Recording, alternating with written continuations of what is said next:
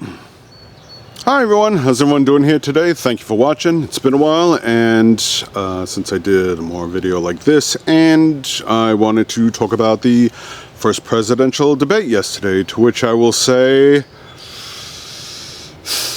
wow, and not in a good way. Okay, I'm sure we've heard a few opinions on this, and we all have our own personal feelings on how it went yesterday, and to be honest with you, it was pretty disastrous. The way I described the one back in 2020 between Biden and Trump was a total shit show, but that was because Trump was totally off the rails. Here he was a little more controlled, but that's because they had several control measures to keep him in check and everything and stuff like that. Now, let's be honest with you. To all the Biden fans out there, like myself, or one who was rooting for him, it was a disappointment. You know, there's really no way to sugarcoat that. It's just, or put any spin to it. It was an absolute disappointment.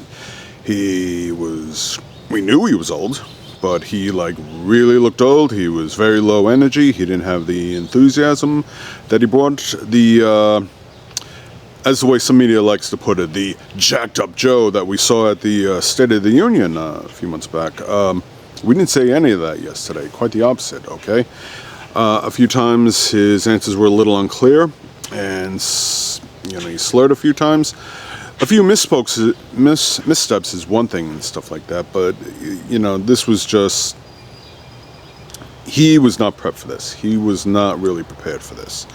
I don't know if they gave him something at the State of the Union. Whatever it was, they should have certainly gave it to him yesterday. A lot of it, and unfortunately, the end result was we got what we got. Now, before we all get on the bandwagon to attack Biden, there are a few things I wanted to talk about, and just to be clear about something else, there was another person who didn't really deliver, and yes, that was the former president, convicted felon, Donald Trump.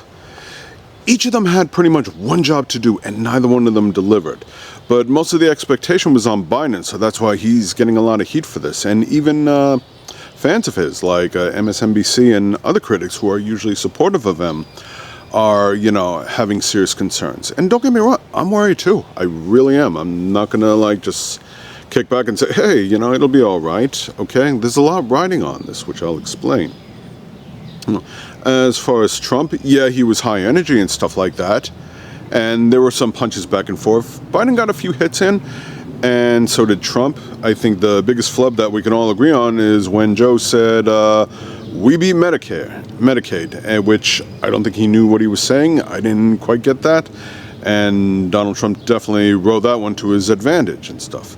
But there were other things that were going on back in too. It's true, Joe had a few hits, but it wasn't a home run. It wasn't like, he didn't really take him down. He didn't really end the debate with us looking back with a strong sense of confidence, like we did at the State of the Union. Quite the opposite. So, it is troublesome, but at the same time, it's not over yet. Now, I've talked in the past, even before the debates, with a few friends. I had some anticipations, but I didn't really speculate too much on it, as I mentioned in the previous videos. But, it wasn't what I had hoped for either. So, whether or not, from what I heard, Joe did a press talk afterwards. I didn't watch that one yet, but I heard he brought a lot more energy then. I'm not 100% sure, so I don't want to dwell on it too much, but suppose he's not dropping out of the race, which some people thought he would do, and I consider that possibility as well. My only question is, and again, I'm not an expert, so I could be off on some details here. Feel free to leave a comment, but who exactly would replace him? Who would they put in there? True, any Democrat would probably do, but I would have to imagine it would have to be somebody pretty known and somebody who's way more prepared and stuff like that and can bring a lot more energy to the table. But who is that? I mean, a lot of people floated Gavin Newsom around, and one reporter asked him, but Gavin said no, he's not doing that. And Gavin was pretty supportive, saying that just because Joe Biden had one bad night doesn't mean we should write him off. And I'm kind of the same opinion as well.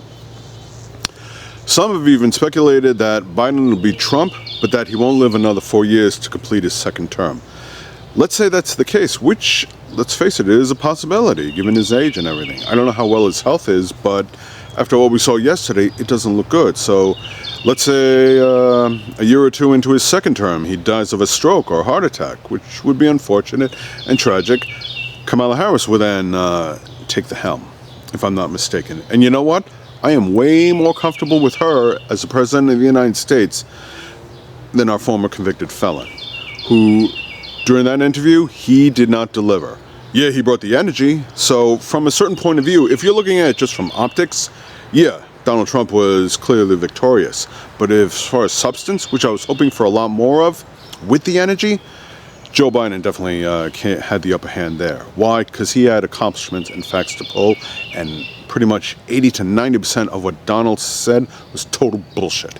He just lied through his teeth. The most of the thing he kept hammering on was the border and just gaslighting and trying to hype it up all the things. Which, let's face it, and Biden even mentioned that was something they had a bipartisan deal, and Donald Trump shut it down for obvious reasons, because what else is he going to talk about?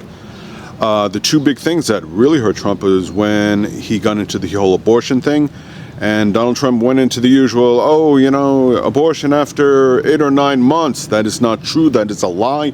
Biden called him out on that. There were other failures too, outside of the two candidates.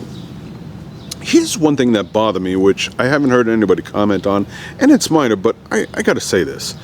Before the debate itself, they showed the ad, the intro, and they did it where they show the two candidates facing each other in this like poster style, like boxing or wrestling match, where it's like Biden versus Trump, and even the way they discuss it, and I'm like, this is a presidential debate. It's not a boxing match. They're not going into Thunderdome with weapons, 2 men enter, 1 man leave.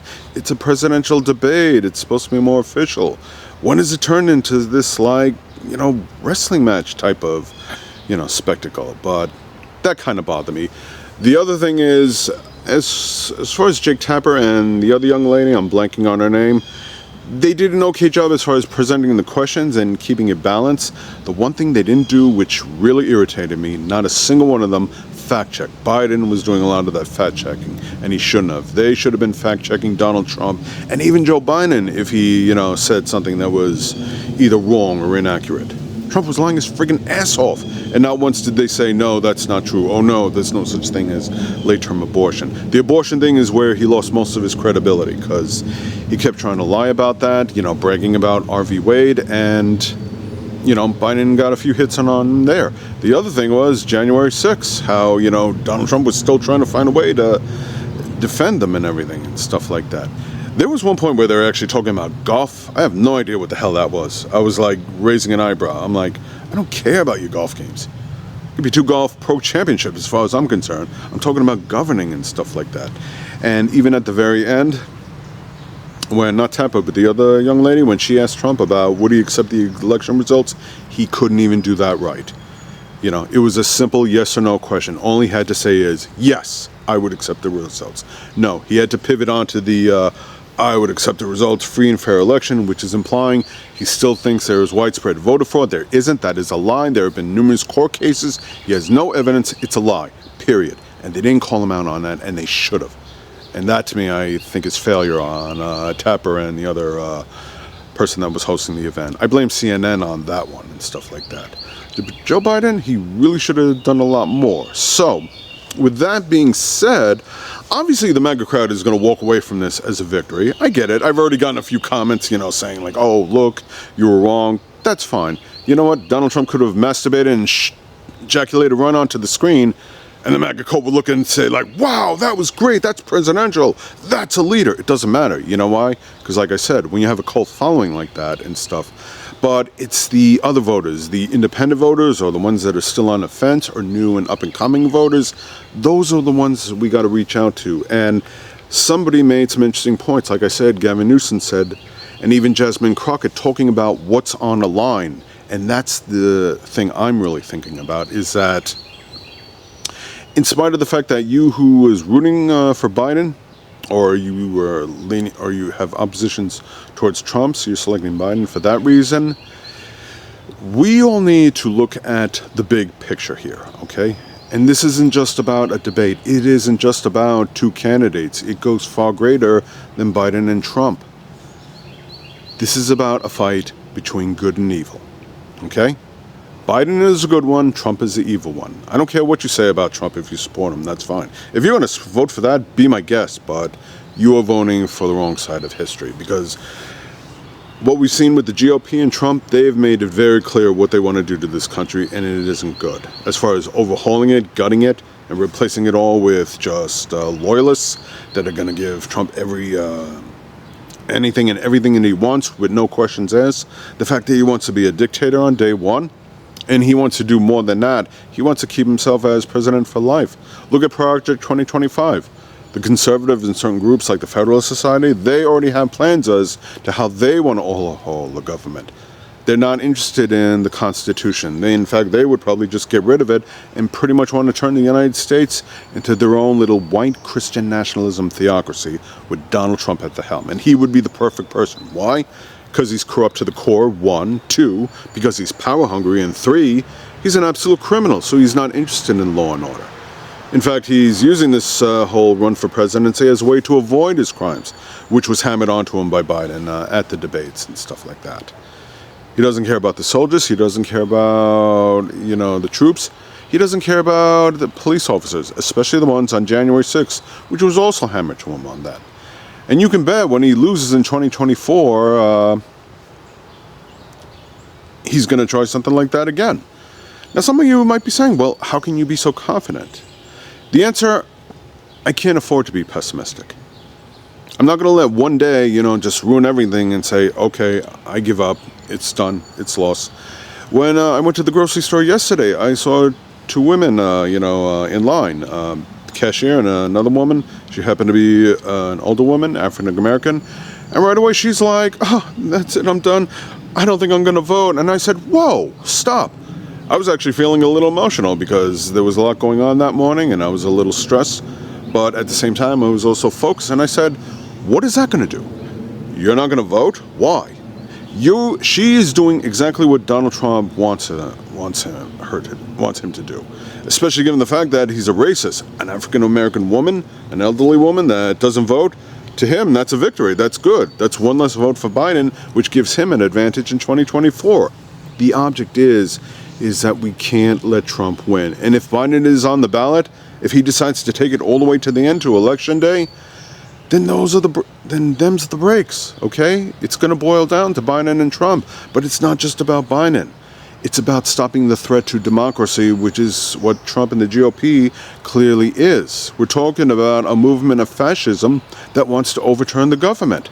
And you have a former president who has already been found, who's been indicted 4 times, impeached twice, guilty of fraud, guilty of rape, and, convicted on 34 different counts. He just wants to go in there and rule things to his own advantage. Let's look at some of the other things that are on stake, because like I said, it's not just about our democracy and our way of life. You can bet if he wins, you'll be seeing 10 Commandments in every single school. To me, that's a minor thing, but still, it's all about theocracy. And for those of you non-Christians out there, you're not going to be too comfortable living in a country like that type of theocracy. And it's got nothing to do with belief for the ways of Jesus, says Mr. Convicted Felon 2 Corinthians, who doesn't know squat about the Bible. Women's rights, that is the biggest thing on the chopping block, or one of the biggest things, I should say. You can bet your bottom dollar if Trump wins, there will be an abortion ban nationwide. And he doesn't care what happens to women. He doesn't do it because he's pro-life. It's because he is anti-abortion. He is forced birther. It is about control. And we're seeing more and more of that, especially in red states. And it's only going to get worse if we don't get ahead of this thing, okay? You have to vote like the lives of women across America, like their lives depend on it, because it does. And we've already seen a few stories which we talked about. Women are seriously getting hurt. Young girls who are, impregnated because of rape or incest, they're forced to carry their rapist babies. Some states are trying to impose the death penalty, like Texas. It would seem that, victims of rape are more susceptible to punishment than the rapists themselves. And these politicians, these lawmakers, up to and especially including Trump, they don't care. So we have to think about our women in our lives, our families, and in other states as well, okay? Their lives depend on it. 2, some of you are still hung up on Biden over Gaza. I get it. And that is definitely important. And I have talked about that too. I would love to see a ceasefire and see the hostages released and not see any more innocent civilians get bombed, whether it be on the Palestinian side or the Israeli side. But here's the thing. You might say, I'm going to do a protest vote against Biden. Putting the debate aside, some of them have talked about that. Guess what? What's that going to do? How is that going to help Israel, or Gaza for that matter? The answer, it's not. Why? Because Donald Trump doesn't care. And there are Republicans who don't care either, especially, showing how xenophobic he is and how he has a certain hatred towards Muslims, given his Muslim ban back when he was the president. Donald Trump says he would let Netanyahu do pretty much anything he wants. In fact, he would probably even supply him with more bombs and more military than Biden does, which would create far better damage. Some Republican lawmakers have said, let's turn Gaza into a parking strip so they don't care about the lives of Palestinians. So if you're doing a protest vote against Biden, I got news for you. You're only making it worse. You're hurting the cause. The idea is to keep striving for peace. I know it's not an easy thing to accept, but it's the truth. And some of you some people like they talk, they said, wouldn't that be, you don't blame yourself for that? They're like, no, I blame Joe Biden. Wrong answer. No, that is on you because you still have a choice. I realize you might think that voting for Biden is not going to lead further to a solution as far as ceasefire, but it's a far better chance with him at the helm or Kamala Harris at the helm than with Donald Trump at the helm. Let's look at Ukraine, Donald Trump likes to say, oh, there were no wars or conflicts going on. Bullshit. There were conflicts going on. He just doesn't like to talk about that because he always likes to make that his focus point, Donald Trump would love to band away or even dismantle NATO. And he even said, because he's such a lover of Putin and Kim Jong-un, that he'd be more than happy to hand Ukraine over to Putin. You think Putin's going to stop there? You think he's just going to take Ukraine and be happy? No, because once he's got his partner, wannabe dictator at his side, guess what? He'll start sending his sights on Poland and other countries. He will allow dictators to thrive. Kim Jong-un and Vladimir Putin, they would love nothing better to see Donald Trump be president again. You should ask yourself why. We can't afford to let that happen. Okay? Let's also talk about women's rights. Putting not just as if the abortion wasn't bad enough. You think it's going to stop there? You think it's just going to stop with a nationwide abortion ban? They're going to say, okay, we're done. Recently, they've already attacked IVF treatment that is supposed to help women have children. So much for the pro-life crowd. But they recently, the Republicans, they voted against contraceptives. Why would you do that? Why would you do that? That is supposed to help prevent unwanted pregnancies that would reduce abortions. Like I said, it's not pro-life. They don't care. And the other big thing is the Supreme Court, when Donald Trump was at the helm, he put 3 corrupt judges on his side to serve him. You think he's not going to put more? You think he's not going to increase his stronghold on the Supreme Court? And once he does that, other rights are at stake. Like gay marriage, the right to vote and stuff like that. Like I said, contraceptives, IVF, they're going to go after everything. What better way to control the people, the working class, than to slowly remove their rights? He's already been doing it to take away the right to vote. Now he's all for mail-in ballots. Once he's at the helm, he'll be able to limit voting, especially like African-American communities and stuff like that. There is so much at stake here. It's not just about this one debate. It's not just about Gaza. It's not just about abortion. It's about all these things collectively on the table. And Donald Trump is an unimaginable threat who will do considerable damage for a number of years to come. And if you think it's just going to be 4 years, as if that's not enough, do you know how much damage can happen in 4 years? You think after that he's going to leave after 4 years? You think he's going to be satisfied? No. He's going to want to be dictator for life. And pretty soon, most of that damage will probably be irreversible. You will see a United States like you've never seen before. It's not even going to be like the United States before. We're not going to be talking about the Constitution. It's not going to be about law and order. He wants to give all cops immunity. I'm all for supporting the police, but not, immunity across the board. He's only doing that to serve himself. And you might find yourself waking up one day where you either voted for Trump because you thought Biden was too old, where you tried to do a protest vote against Biden and Trump won instead. Where does that leave you? What happens if you wake up under a Trump second term and you find yourself, you don't have the right to vote anymore, because those votes have been done away with? Because in Trump's mind, we don't need elections. We only need to put in the people that he feels are in charge. Conservatives, Republicans that are only willing to serve his needs, not the American people. That's what MAGA is. When you have someone in your family, a daughter or a sister who needs an abortion and can't get it because there's a widespread voter abortion ban, what then? Then it's on you. And people like Ivanka Trump, Melania, and like those on Fox like Laura Ingraham, Jeanine Shapiro, and Tomi Lahren, these total disgrace of women, they don't care. You know why? Because a lot of them are financially set. So if they ever need an abortion, we know Tomi Lahren, she is pro-choice. She can easily go to another country along with like members of Trump's family and get the abortion they need. Working class people won't have that, especially those that are living in poverty, paycheck to paycheck. Donald Trump will undo student loans. You have children that got their student loans forgiven, that could easily be taken away. What then? Let's talk about the wealth tax.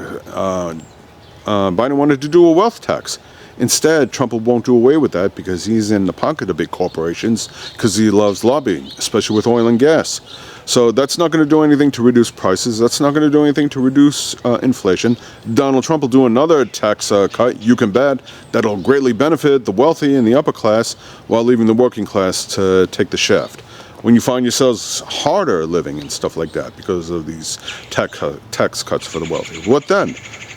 When you're suffering, when there's no increase in the minimum wage, when there's still inflation and stuff like that, when all these problems are happening, when you find dictators, are thriving now more. Donald Trump wants to also do the tariffs and everything. That boils down to us. That's not going to help the economy. So when you find yourself struggling even more, when you find yourself life even harder, when people in your family are suffering because of abortion bans, because of inflation, because of tariffs, and all this other stuff that I just went through, what are you going to say to yourself? Well, gee, I would have voted for Biden, but he was just too old. Or, I wasn't happy with Gaza, so it was a protest vote. Congratulations, you just shot yourself in the foot. And there's no going back. You want to protest it? Donald Trump says he wants to use the military and the National Guard to go after protesters. Good luck with that. He cares more about the January 6th domestic terrorists than he does about the American people, let alone the police and the military. He's made cuts to veteran benefits during his administration. He will do it again. It's not just about Trump and Biden. It is about saving the soul of our country and helping about the lives of all the working class Americans in it, in red and blue states. Red states are going to be more at jeopardy because there are too many lawmakers that are more in line with him. Judges and stuff like that, it's only going to get worse. It is going to be a nightmare. So no, I can't afford to be pessimistic. I can't just look at this one debate and say, oh, I'm done. No, if anything, it's strengthening my resolve. I made a donation to Biden. I'm still on track with doing some of the volunteer work and canvassing. It's not just about Biden I'm focusing on. I'm focusing on local elections and other elections going around in other states to keep MAGA members of Congress out or get rid of the ones that are already there.